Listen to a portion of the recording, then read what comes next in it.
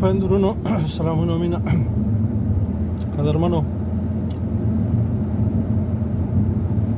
یو ملګري راته ویل چې تل د یووالي خبرې کوي او څوک نه یو کېږي ولې نه یو کېږي موږ تاسو د 3 کالو کې ولیدل چې ځوانانو چت شوي څومره سره یو شو په ټولې نړۍ کې چې په یو باندې څه راشي ټول چغې وایي یووالی تاسو څه شته وایي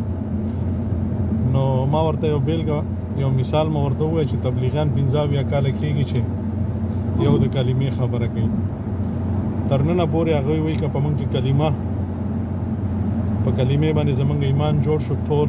کارونه هم جوړېږي هر څه به جوړ شي نو که موږ او تاسو سره یو شو هر څه جوړېږي یووالی باید داسې یووالی وکړو چې د هر چا خپل چې کوم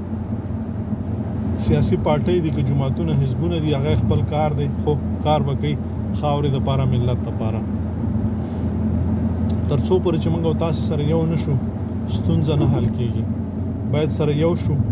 باید یو بل وزغمو باید یو د بل په خوشحالۍ باندې خوشحاله او په غم باندې ټول غمجن شو دا ځکه چې څنګه چې تبلیغ والا وایي چې کلمې باندې محنت وکړه چې په موږ کې ایمان راشي چې کله دین په موږ کې راغی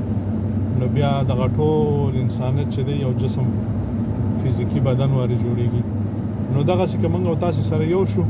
زموږ او ستاسو بدن به یو شي په ټولې نړۍ کې په هر ځای کې چې په یوه باندې درد راځي غم راځي ټول به ځورېږو ټول به راپاڅو ټول به غږ اوچتو دې ته وایي یو ملت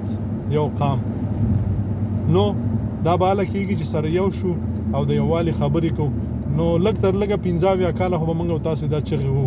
چې وا خلکو یو شی وا خلکو یو شی وا خلکو یو شی بیا چې سره یو شو ډېر جذباتیان خو شته هغوی وایي چې نه په دې باندې نه کېږي راپاڅئ او درست یې وباسئ درز راپاڅئ کوم یو تیار دی درست ته څه لرې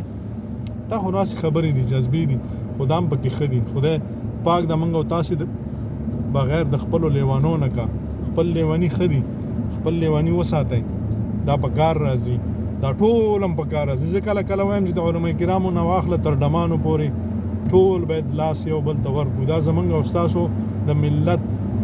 حصه ده او چې یو هم کم وي کار نه جوړېږي ټول به را یو کوو دا خو چې ټول صحابه کرامو غوندې شو خو کار جوړ دی الله مخادو آباد لره السلام علیکم ورحمت الله وبرکاتو یو شی یو بل وزغمئ